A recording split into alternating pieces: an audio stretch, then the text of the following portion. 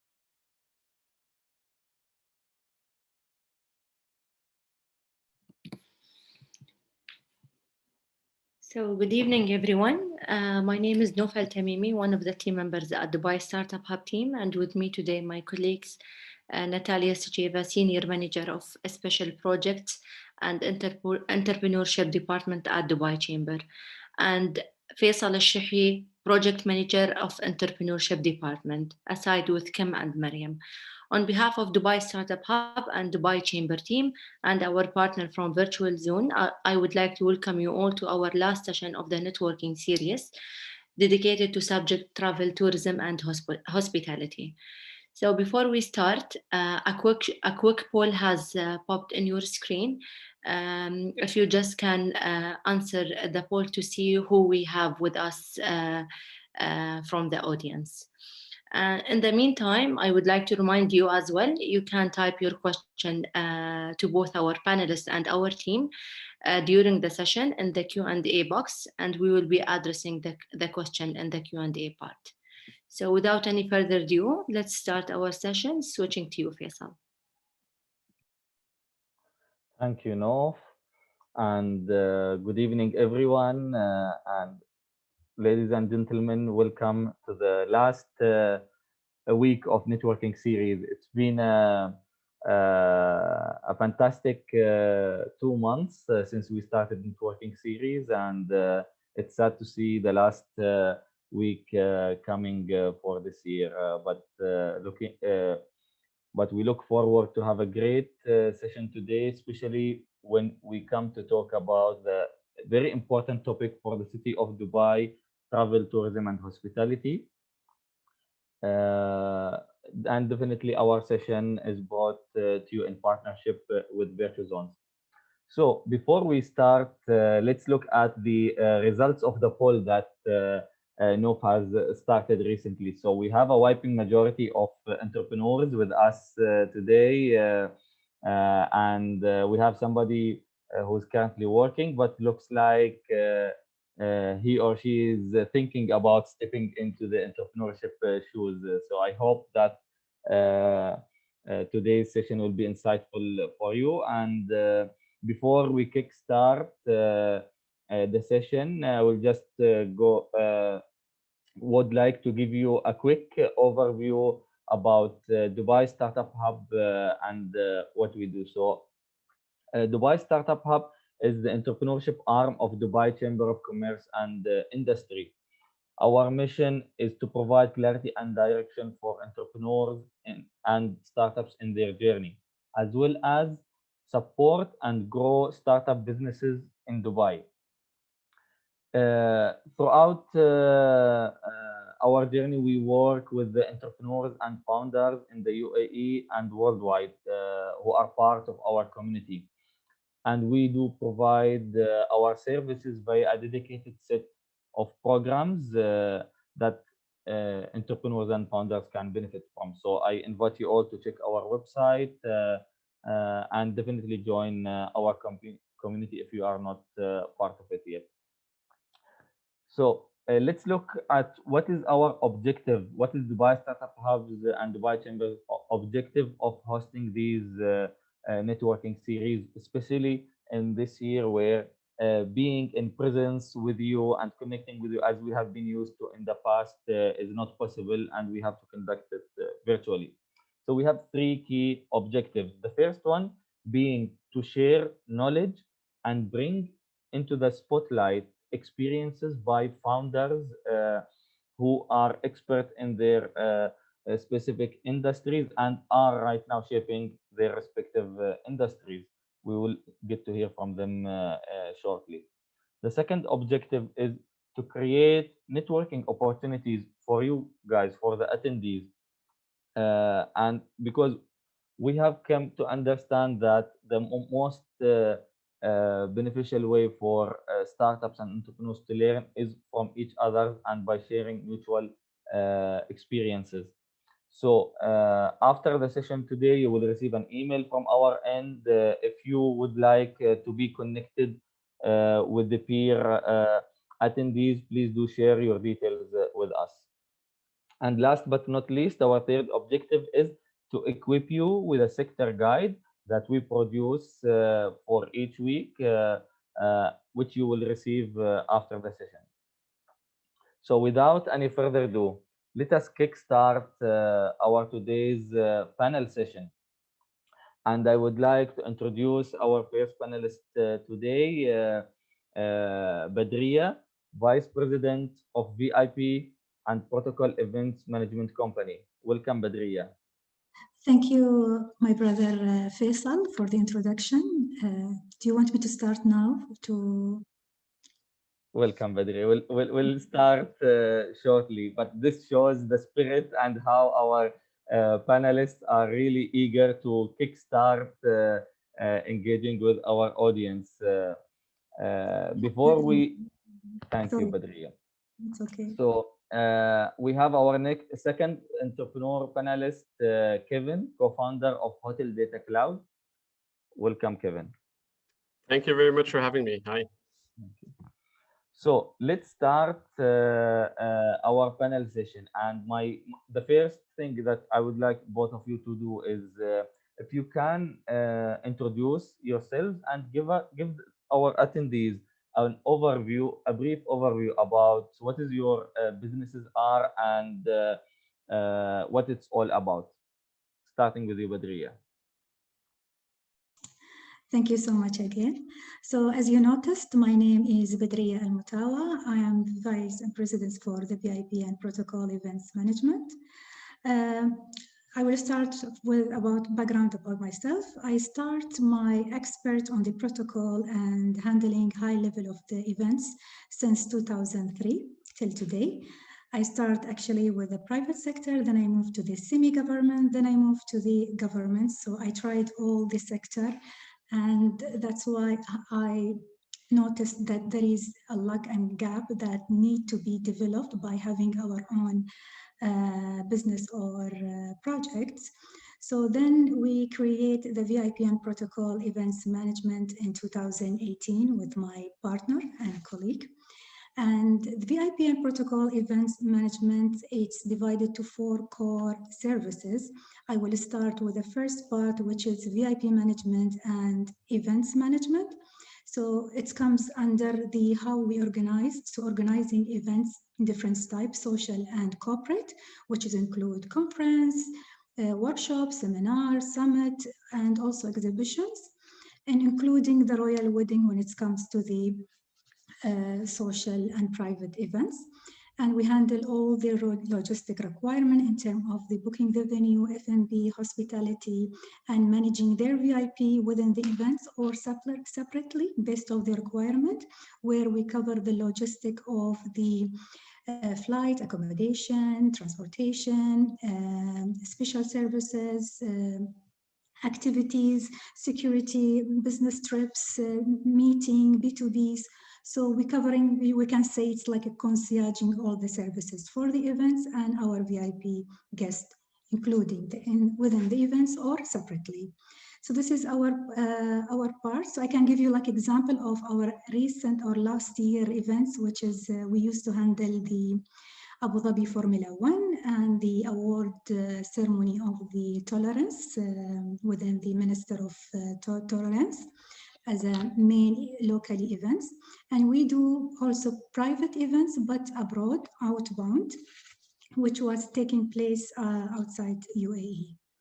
So the second core service, we do have the Training Institute, which we designed the concept of how we can provide the advanced protocol services that been created and facilitate and help the diplomatic and the business people who from the other nationality and civilization, that they can understand better in terms of the protocol services, and also the protocol guideline that we linked the new platform of the training program with UAE, Middle East, and international protocol that give them understanding the comparison between the Middle East protocol and etiquette when it comes to the business etiquette, and the protocol services for the diplomatic and international relation.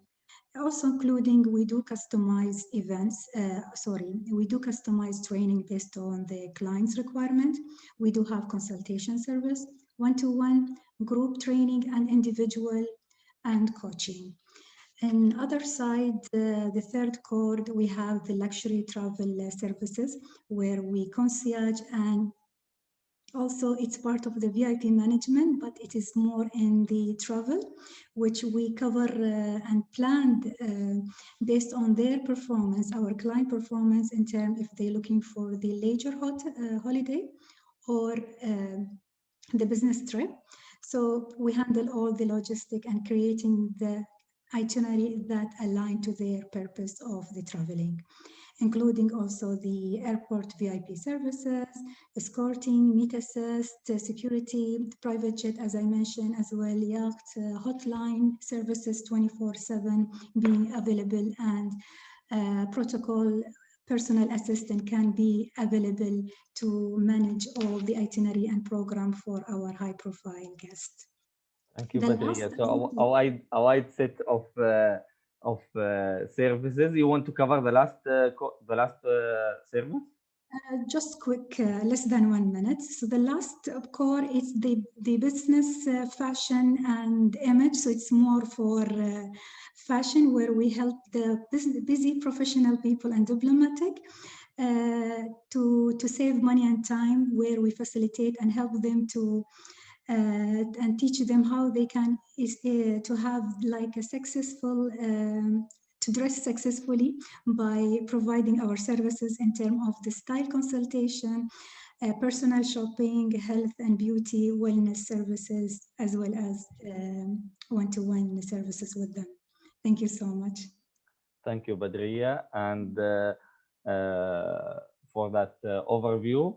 Now, Kevin, again, as well, introduce yourself and give us the brief overview about Hotel Data Cloud. With pleasure. Thank you again for having me here. I remember fondly last year we were speaking in person still at the networking event, but it's very nice that we have this virtual opportunity to still network and exchange. And also thanks again for hosting us last week at GITEX. It was amazing to experience an in-person event after all these months, especially in a sector as vital as technology and travel. So I'm Kevin, co-founder of Hotel Data Cloud. We are a B2B solution for the travel industry that helps hotels and travel companies generate more bookings.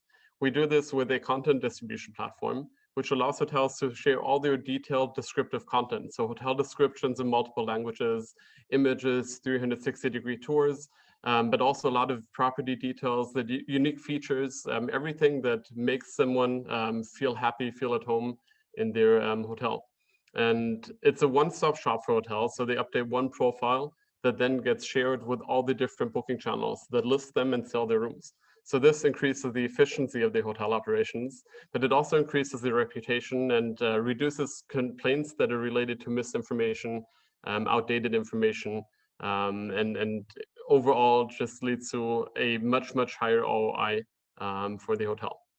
We're working with hotels globally, headquartered here in Dubai, and we consciously chose Dubai back when we still lived in Germany and we were looking at a location for a startup. We recognized that this location really is at the forefront of innovation in travel and hospitality, and the perfect location for us to headquarter a startup and then scale our global expansion.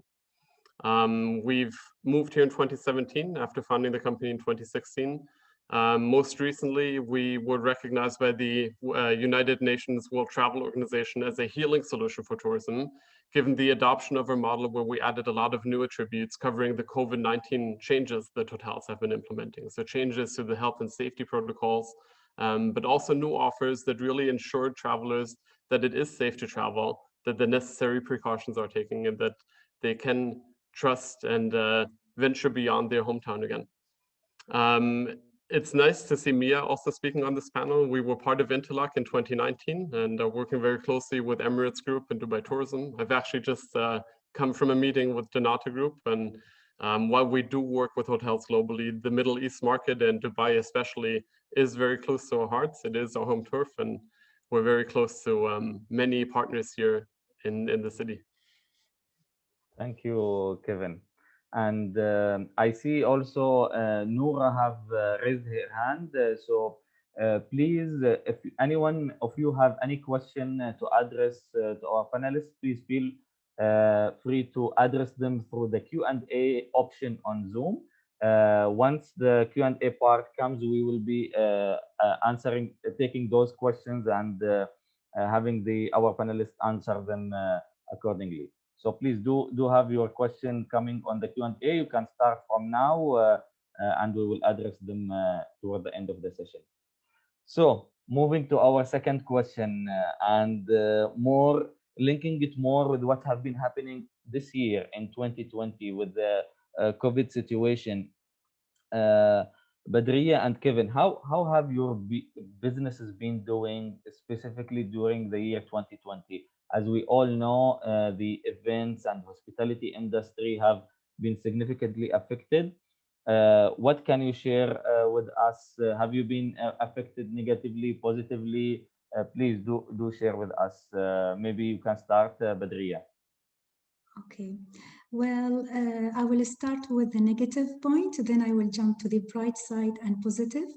Of course, the crisis that we faced since March till today is effect in the hospitality and travel industry, and I'm sure that Mr. Kevin and Mia, they're going to agree with me, because when we receive the new restriction and the guideline from the government within the UAE and also the globally, and the large global travel, from March, they like a big number or large global and travel, they stopped operating, especially when it comes to the aviation and hotel industry.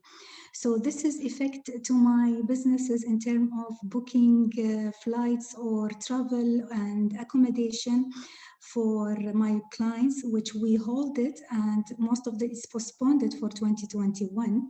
And this is effect also financially in terms of everything's being stopped, including the organizing events, because there is new protocol guideline restriction related to the distance and the crowd of the public community. So it's totally affected in the beginning from May till July, but slowly nowadays it's coming, inshallah it comes very normally by first quarter of January, I hope so.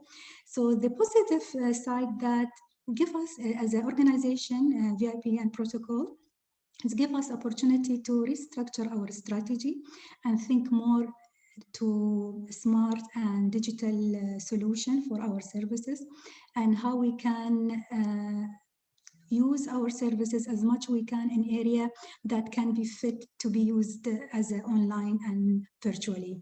And this is how we did, and we discussed it yesterday, that most of our training services being implemented and used online and virtually.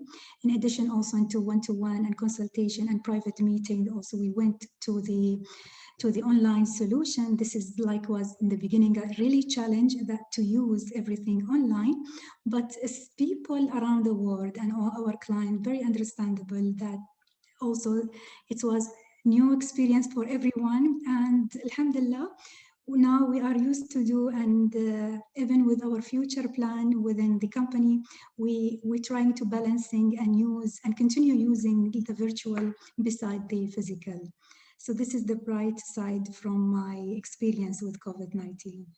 Thank you, Badriya. With every challenge, opportunities arise, and we just need to be agile and adjust our business model and how we work.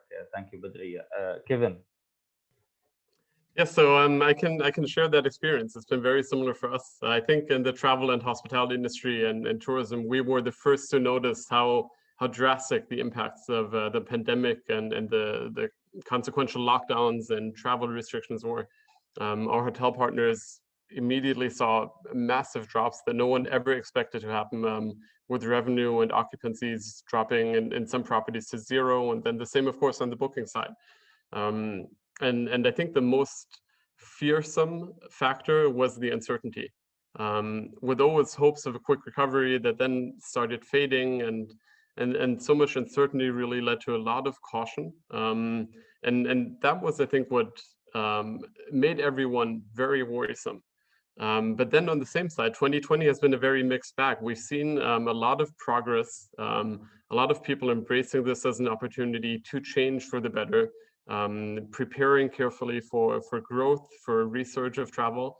And that has really presented a lot of good opportunities, some of them long overdue, some changes that should have happened probably 5 to 10 years ago, especially with digitalization taking a grip of the travel industry, and some legacy players not really being ready for that. And in part being overtaken by new players who entered the market and took away business from the legacy players. This year was an opportunity for a lot of established businesses to kind of rethink their digital strategies and look at new opportunities, and work very closely also with startups like ours. So while in March, we were very scared, I can't say it any other way, of what 2020 has in stake for us. And our plans as a startup had to change significantly, our growth strategy changed, our funding strategy changed. We've been agile, we've changed very quickly. We've had to, there was no other choice we had. And that actually led to new opportunities. And overall, we're ending this year actually very hopeful, very optimistic. And a lot is already in progress. And like I mentioned, some conversations with partners that would have otherwise progressed much more slowly due to how big these corporations are. Those conversations, those partnerships have progressed much more quickly, and helped our business scale more quickly than we actually anticipated before. Thank you, Kevin. And definitely, again, the message is to stay positive and deal with the uncertainty by more looking internally within the team strategies, and keep going and pushing the business forward. So going back to you, Badriya, with my second question, in your type of business where you are dealing really with high profile clients, and sometimes mistakes are difficult to be forgiven, how do you manage the expectation of your clients? Faisal, just one more thing I want to add in regard of the positive things. Actually, I got more opportunity to have more clients who are looking for online services as well. And regarding your last and third questions about how I can manage and this situation with my high-profile people. Actually, alhamdulillah, thanks God that my clients, they are very understandable of the situation that's happening during the COVID-19 crisis. And when everything went locked down and being held and postponed, actually they replan to their business trip or to their events that used to be 100% operated physically, that they now want us to create something to be like 50% that to be implemented online, and some like guest speaker to be no need to be to attend physically, can be speak through online as well during the events. And in addition to that, because everything went down and slowly we getting the requirement, so we maintaining our relationship with them by following up, by updating them the update news related to the aviation and the hospitality industry, and also the country, the global channel and boarding, because still today most of the countries still the boarding and the channel is closed to travel to their country. So we updating them every time, and also we try as much we can to complement and support them by through the consulting online, B2B, any help, any support they need, that we help them through the virtual services that what we have. And this is how we manage for now. And inshallah, I hope by 2021, everything will go back normally. Thank you, Badriya. So going the extra mile by updating the clients on some information that can be very important to them and sometimes difficult to find, which is a really good way to keep the customer engaged. And also because you have to be honest with your clients, and the transparent during, especially which is related to the safety, and we are the responsible to protect them. So this comes to our responsibility to make sure that all the information is correct, and we have to pass it all this information at the end. For sure it comes to their decision, but for sure we have to inform and to be very transparent in terms of these details, and very sensitive as well. Thank you, Badriya. Thank you. Before I go with my third question to Kevin, I see Kareem, you have raised your hand. Kareem, please, all the attendees, if you have any questions, please do type them on the Q&A box. I still don't see any questions that we have received so far. So please, in the meantime, throughout our panel session, use this time to feed in your questions, and we will address them toward the end part of our session. So Kevin, back to you. Operating in the field you are in, and specifically the solution you have come up with, for people who are not within the industry, it might be difficult for them to grasp the idea itself and the added value that the different parties involved get. Have this created some challenges for you, especially developing the pitch to investors? Did you have to adjust it as you go? How was this experience? That's a very good question, and definitely something that we've had a learning curve, I would say. Even myself personally, my background is in venture capital. My co-founder's background is in the travel industry, and it actually took me several months of research to grasp how big the problem is around content and how big this opportunity is for a solution like ours. So very similarly, when we pitch to investors, our pitch will be quite different actually than to a travel industry professional, because there's a lot of background dynamics that somebody who isn't in the travel industry wouldn't be aware of, that legitimate the demand for our solution. So yes, we definitely pitch differently depending on the audience. The most important part effectively is that we help hotels get bookings that they can't otherwise attain, and that we give them back control over something where they currently are lacking control and are using kind of old school systems, sharing files via email, or sending, just plain Word documents with updates to numerous players, numerous distribution partners, destination management companies, etc.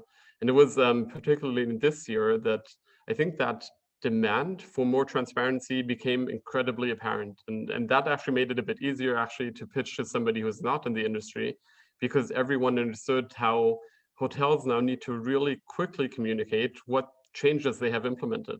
And Badria touched on this, all the different protocols around safety and health and hygiene, all of this became much, much more important. And consumers, travelers, whether it's a business traveler, whether it's an organization, perhaps planning an event, somebody planning a wedding, an official function, they need to find this information readily available on wherever they book. And if this is the hotel itself, of course, it's crucial to have it on the hotel website. And that's probably the channel where hotels still have the most amount of control. But as soon as it's the third party, and if it's somebody who isn't directly contracted by the hotel, but who buys through an intermediary, they will also have to provide this information. So COVID has kind of helped raise awareness for the issue that the industry faces around content. And that's made it a bit easier to pitch, but still, as I said, we have definitely a very different pitch to investors than we do to an industry professional, to a potential client. Because they grasp the problem much more quickly, and they jump into the details much more quickly than an investor would, who probably needs to do his own research once presented with what we do. Thank you, Kevin. And such an important insight to not use the same pitch to all people, but keep adapting it and adjusting it to the audience themselves, be it investor, be it a competition you will participate in. So you will have to adapt your pitch accordingly and adjust it. Absolutely. Even with clients, I think that's something that perhaps some startups are not aware of as well, that even with clients, they will have different reasons why they might buy your solution, your product. If we're talking to a marketing professional on a hotel, we'll pitch differently than if it's a revenue manager or someone who maybe looks more at the technical aspects of what we do. Thank you, Kevin. Thank you, Kevin. Thank you, Badria. And now I would like to hand over the mic to our third guest with us today, Mia Jafari, Incubator Manager of Intelak, to share with us some industry insights and tell us more about the different programs that Intelak is providing for entrepreneurs and startups within the hotel and tourism industry. Mia, the mic is yours. Thank you so much, Faisal and Dubai Chamber for inviting me. And it's so wonderful to see Kevin on the panel as well. Intelak Core 5 alumni. I'm one of our mentors now. So it's wonderful to see Kevin here and Badria as well. So I think as the panelists were saying, we've actually seen, and Faisal, you were saying, we've actually seen challenges become opportunities, which is quite exciting. May just give an overview for anyone that isn't familiar with Intelak. Intelak Hub, it used to be an incubator. This year we had Microsoft and Accenture join us, and we're in our hub. So we have an accelerator, incubator, and idea lab. Our accelerator is for startups in the travel, aviation, and tourism space who have already a proof of concept, who are working with international partners and want to scale their solutions to the UAE. Our incubator is for early stage startups who would like to co-create solutions with our partners, or they need some seed funding or some mentoring and support to take their startups to the next level. And our idea lab is for UAE nationals who are interested in being part of the conversation in travel, aviation, and tourism. So while COVID hit us, and there's always that panic that what's going to happen if you work in the travel, aviation, and tourism industries, actually that was a time when Intelak actually scaled. So in February, we had an incubator, and then by April, we had Microsoft and Accenture join us, and we had an accelerator, and we scaled our idea lab. And I think this was the time when the partners really felt that rather than reduce the investment in time and resources in innovation, it was the time to actually invest more in innovation and to push the future forward. So I think it's just been quite an exciting time for us, incredibly busy, because we've literally got 3 programs now, when before COVID we had 1. So just to give you an overview, Intelak, as I mentioned, is based in Dubai, and we support early to late stage startups with the education, mentorship tools and resources needed to address business challenges in global aviation and tourism. And what is unique for us is our principal partners, the Emirates Group, Dubai Tourism, Microsoft and Accenture, who provide support, expertise and mentorship at each stage of the startup's development or growth. And as Kevin said, he's just had a meeting with Donata, and what we really think is when our startups come on our programs, it's a long-term collaboration. Over 3 months, it's very difficult to create any engagement, but whenever startups come on our program, we give them more focus, more attention, and when there's opportunities, which we see how we can collaborate together. This is a ongoing long-term collaboration. So we are a hub in a way. So we look at all our startups from all our programs, and when there is opportunity to work with a business unit, we connect them. So we're an ecosystem builder in many ways, because we realize that the collaborations that we're looking for, the partnerships, they don't happen within a few months or even a year. So it takes long-term development to get there. And so just a little bit overview of our programs. We have the Idea Lab, as I mentioned, for UAE nationals, and it's a 1-week intensive boot camp just for UAE nationals who are interested in being part of the conversation in aviation and travel and tourism.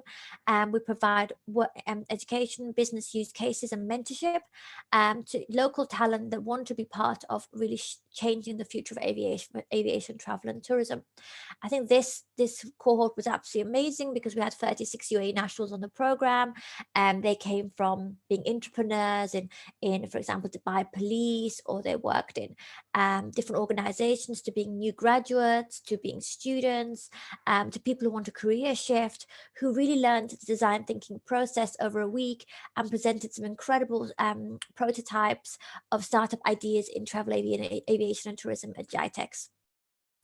And the vision for the Idea Lab is really to get the conversation going with UAE nationals on what is the future of the aviation, travel and tourism, and how can they use their creativity and their ideas to be part of that future. So our next Idea Lab program will be next November, maybe a bit earlier, but we're still working with the current cohort. So most of next year, we're working on helping them launch their startups. We have our Intelak incubator, which Kevin was part of, and we're actually on cohort 9 now. So we're taking applications for cohort 9. And what we've seen over the years is there's been a real maturity and development of the startups on the program. So now we have startups from all over the world, I think from 49 nationalities for the last intake, apply, and they're really keen on coming to Dubai and working with our partners and really using Dubai as their proof of concept city. Saying that, we've actually had for the last cohort, we had 75% of our startups being UAE based and 2 being led by female co-founders. So we do give a little bit more emphasis and focus on supporting local startups with the incubator, because I think we want to really support the local ecosystem, but at the same time we do have some startups from all over the world applying. And with our incubator, it's a 3-month program for early stage startups to move their businesses through the launch stage. And they use Dubai in a way as a proof of concept to create solutions and ideas with our partners. They get 50,000 dirhams equity-free seed funding to create their POCs or proof of concepts, and they get the opportunity to showcase. So, for example, with the last incubator, they presented at GITEX Future Stars, and then we look at further ecosystem collaborations post-program. So if you are a startup in between 0 to 18 months of operations and you're in the travel, aviation, and tourism industry, please do apply for the Intelak incubator. I actually do think it's one of the most amazing programs in terms that, in terms of the partners don't actually ask for any IP, they don't ask for any equity. It's all about supporting early stage startups with tools to help them go to the next level of their growth. And then we have the Intelak Accelerator, which is an 8-week program for late-stage startups looking to scale their businesses to address the key challenges of our principal partners. This year, it was all about safe travel in the post-COVID world. So what we looked at was, what do our partners, in particular Dubai Tourism and the Emirates Group, have as priority?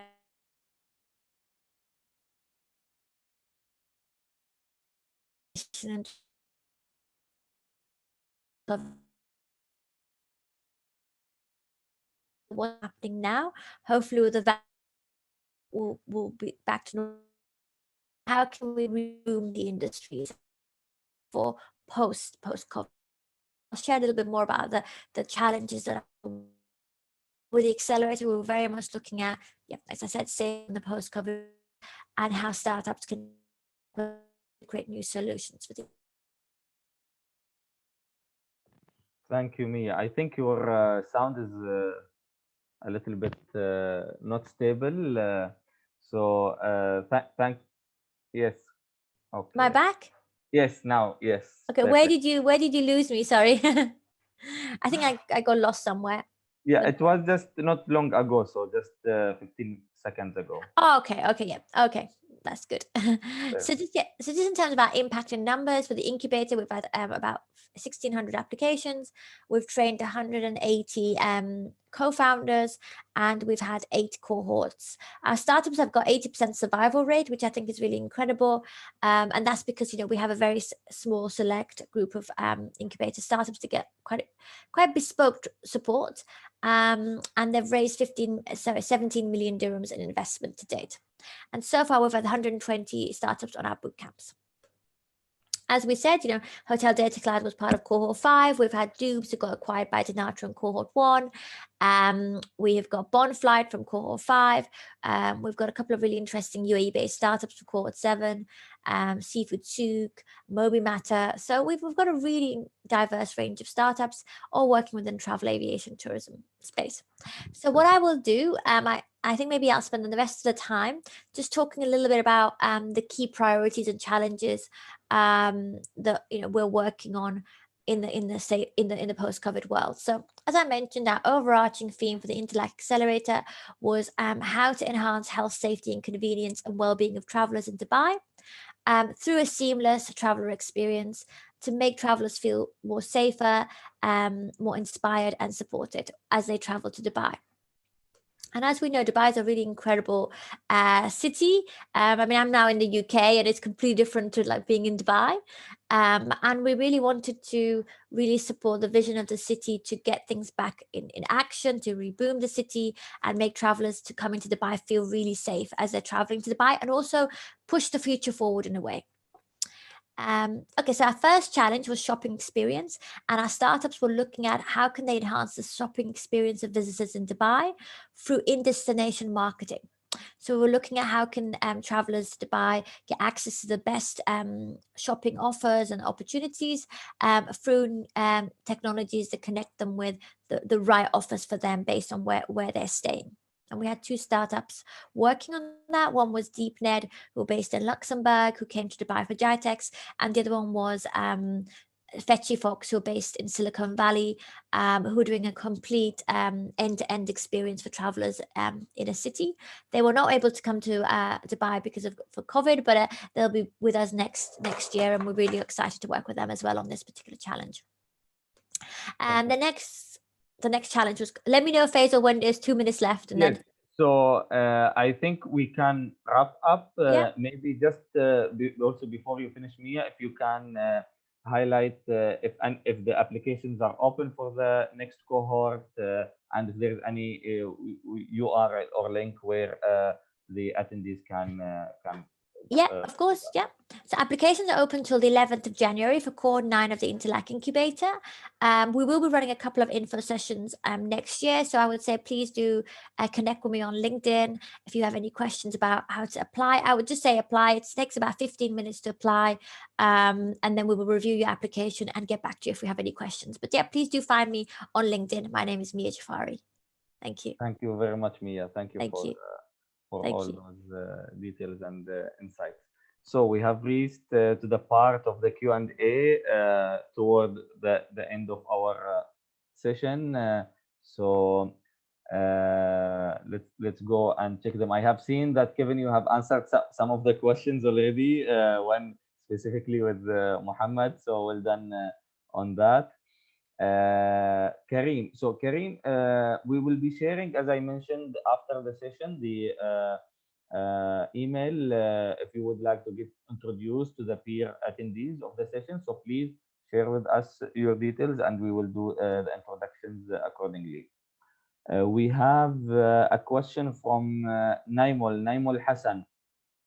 The question is specifically related to sanitization and pest control during COVID-19 period, and specifically with regards of starting a new company within this field, is it advisable? So maybe Badria, if you can maybe shed light on this. Have some of your clients or events in the past been using the sanitization before COVID maybe? So it's maybe something that NIMOL can keep in mind for after COVID, or is it something that you have not seen in the past?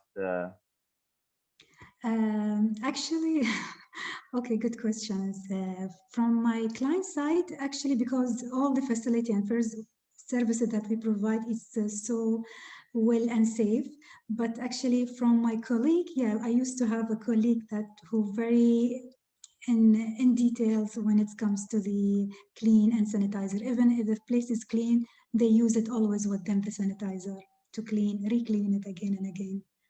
But it depends. The habit of some people, can they use it before and during the COVID? Okay. Thank you, Badria. And Naimul, again, there is another question related to company registration and where to register the company. So, Naimul, in Dubai, we have a set of different free zones and mainland where you can register your company. Specifically for the travel and tourism industry, we will be releasing the sector guide after the session. So there will be details, explanation there on which free zones actually tackle these or focus on the travel and tourism, and also in the mainland if there are any guidelines or procedures we need to keep in mind. Okay. So we have another question from Kishore. I'm planning to start pharma business in the UAE. So I think the industry is a bit different of our today's session, but maybe one of our panelists, Kevin, Badria, or Mia, if you want to touch upon starting any business in any industry, is that based on your also experience, is there anything to keep in mind when doing that or when starting? Yeah, I can maybe touch on that because I've not just started businesses, but also helped fund businesses as an investor working for a venture capital fund. There is a lot to keep in mind, of course, and specifically for pharma, there will be a lot of regulation, of course, that you'll need to keep in mind. That is something you will have to do a lot of research on. In general, market research is key, of course. Knowing, understanding your market, product market fit actually happens to be one of the top reasons why startup businesses fail. And then, of course, funding. It can never be too early to start those fundraising conversations. I saw in the chat there was also a question on that. How do I raise funds for my startup? That's something that, of course, isn't the favorite subject of an entrepreneur, but that is a necessary evil that we all have to deal with. Ideally, we can fund our businesses from revenue and profits and keep reinvesting and growing the business with internal returns. But it does often require an outside investment. And specifically in pharma, of course, the funding needs will be much higher than in today's IT businesses, where you have a much leaner technology setup. We can go to market quite quickly. In pharma, that requires many more years of research and development. So you will definitely need to look at your source of funding for this initial phase. And there are venture capital funds set up for pharma, for biotech, who you can approach even in an early stage and kind of get a feel for what are their requirements, what are they looking for. For Dubai specifically, Faisal, as you already touched on it, a question is whether you want to incorporate in mainland or a free zone, which free zone suits you best. But yeah, so these are all kind of thoughts you will have to take into consideration when setting up a business. Thank you, Kevin. And Mia, we have already an applicant, looks like, for your incubator program. And Zainab is asking, based on what do you choose the applicants? What do you keep in mind for those applicants who apply for the Intelak incubator? Yeah, wonderful. Thank you, Zainab, and please do apply. So we have an initial criteria is, the stage of business, the solution fits, the fundraising, because we don't want to, for the incubator, we only accept startups that have raised under $200,000 US. But you have to have a proof of concept. So you have to not just be ideating, but have a basic product already out there, and have tested out with customers.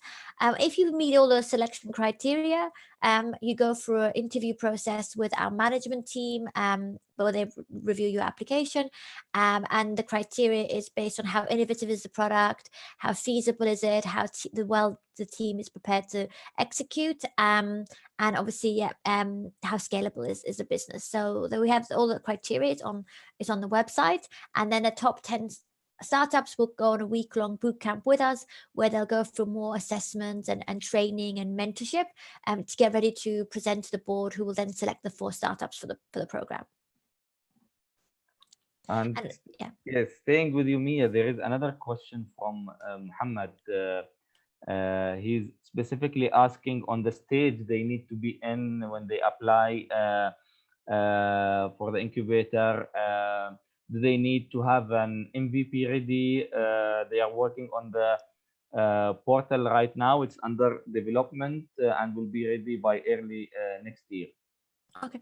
Yeah. So I would say definitely having something, it always is an advantage to have something ready and have traction, so that, for example, if you are creating an app, to have the app already there, because it just, because if you're competing with 200 people, 100 startups, we generally do like the startups to have, the proof of concept, something there, and have some testing done.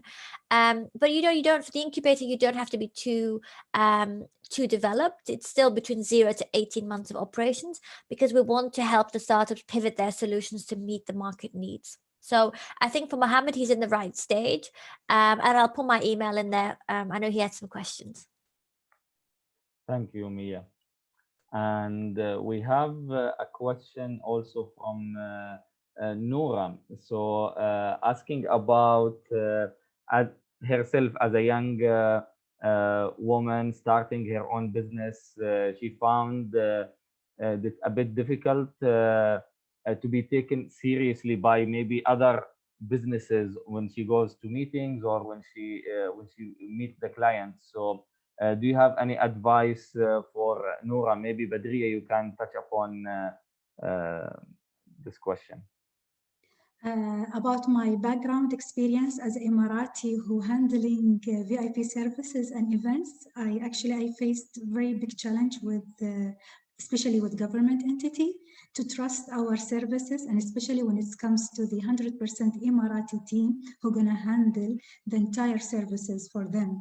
So I don't know, maybe the mentality or the culture of Emirat, they don't trust 100% when it comes to the local people, and even the challenge that to choose our company name, we had also challenge, because to add VIP within company name, they have restriction and guideline who should have this title. But alhamdulillah, at the end we got it.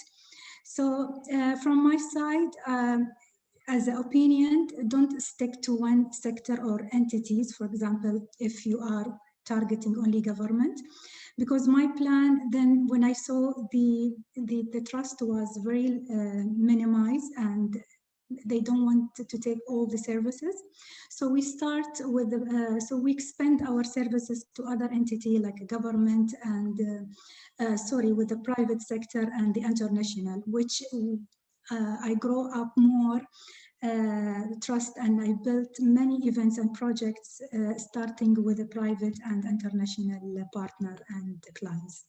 So don't specify if you feel challenge, so try to expand it your target if you feel the challenge, difficulty. Thank you. Thank you, Badri. Any of our panelists would like to add on the same question? Yeah, I can maybe add to that. So this is actually a challenge we faced as well, and specifically in an industry that doesn't necessarily embrace innovation and startup culture as maybe some others do more openly. The travel industry relies on a lot of legacy systems, legacy players, and has seen a lot of startups come and go, I would say also, fail, and some larger companies and especially hotels are a bit hesitant about working with a company that hasn't established itself over 10, 15 years. So you need to kind of take that into consideration and openly address those concerns if they are there. But also be very confident at the same time. And this is a thin line, of course, to walk. But that's something that as an entrepreneur in such sectors, you just need to be a bit mindful of, and then approach each opportunity with that in mind, and that will definitely increase your chances of succeeding. And confidence really is key. You are someone who can potentially help even an established player be more progressive, be more profitable, be more efficient. And don't be shy about that. Thank you, Kevin. And to take this last question before we end our session today, one of the attendees have asked, like we have 7 Emirates in Dubai. Each Emirate have also its sometimes specific Emirate rules when it comes to tourism. Did this affect your businesses? Is it actually there as a challenge? And how did you deal with it? So I don't know, Mia, do you have any, can you tap into this part or given the different regulations in the different Emirates? I mean, honestly, I think for me, it's difficult because we only work in Dubai. I know that, for example, one of our startups, Bonflight, was part of a program, Techstars in Abu Dhabi, and then they had to register in Abu Dhabi, and then they also were part of Shira in Sharjah, so they actually registered in Shira, and they moved to Abu Dhabi. So my only thoughts are, where you see your biggest business happening in that Emirates, maybe stay there, because it can get quite complicated with all the regulations around, which Emirates you're going to be based in. So if you're going to be working with the Emirates Group, Dubai Tourism, then do stay in Dubai and get registered in Dubai. And we have a couple of good contacts for that. But I personally would say otherwise it gets very complicated if you go to Sharjah and then you go to Abu Dhabi, then you come to Dubai. But maybe Kevin has some thoughts on that. Yeah, I mean, Dubai in general, the UAE is very progressive when it comes to private-public partnerships. So as a startup, I think the best chance of working with a public body like Dubai Tourism or any of the other tourism boards are best here in the UAE. That being said, of course, they all have different mandates and priorities. And as Mia mentioned, Dubai Tourism works very closely through the Intelak incubator with startups. But that doesn't mean that's the only opportunity. And as a startup headquartered in Dubai, you can, of course, work with Rock Tourism as well, work with Abu Dhabi Tourism. Just you need to kind of figure out which ones are the ones that work best for you, that might have your topic high up on their agenda and priority, and consider different opportunities, different options, and then see which one works best. You can't put all your, only bet on one potential partner, and then if that doesn't work out, you're stuck with nothing. So look at the different options you have. I would say to that, we have some startups who are based, for example, in Lisbon, and they do collaborations with Dubai Tourism, and they work as an international supplier. They don't need to register in the UAE. Whereas I know some investors in particular want startups to be licensed in Dubai. So as Kevin said, I think just look at what is the best situation for you and the requirements of your investors and stakeholders. But definitely, just because don't put all your eggs in this one basket. So say I'm just going to work with Dubai Tourism because there's 7 other Emirates, but just look at what your stakeholders are requiring in terms of legal requirements. And each individual case is different, I would say. Thank you. And Badriya, any final thoughts? Yes, I just want to add, and related to the airport operation, I do have a little bit challenges because when it comes to the private terminal and VIP terminal between, for example, most of my clients from Dubai and Abu Dhabi, and I have to use the VIP lounge or Majlis, which is in Dubai and in Abu Dhabi. So, for example, in Abu Dhabi, it's operated by private company, which we didn't notice till at the end, till we met the team. As well now, because we have the new airport for Al Maktoum in Dubai, so it's been divided, and also because the COVID-19, they shifted to Terminal 2. So it was a little bit complicated because now they closed VIP Majlis. So it should be, we always, I think it's good to be updated and full with your partner, so to know what's coming and what's the update when it comes to the services that you're using, like it's repeated services that you are using within your field. So this is the challenge, but yeah, it's manageable actually. Thank you, Badriya. And thank you to all our panelists. This brings us to the end of our session, and I will hand over the mic back to you, Nof. Thank you, Faisal. On behalf of Dubai Startup Hub, I would like to thank our panelists today, Badriya, Mia, Kevin, for being here with us. Thank you for the audience for attending the last session. Please be aware that we will be sharing the sector guide, which Faisal has mentioned earlier, early next week, aside with a short survey where you can mention with who from the panelists you want us to connect you with. So have a great day, everyone, and don't forget to submit the survey. And yeah, so see you next year, and Merry Christmas. Thank you. Bye. Thank you so much.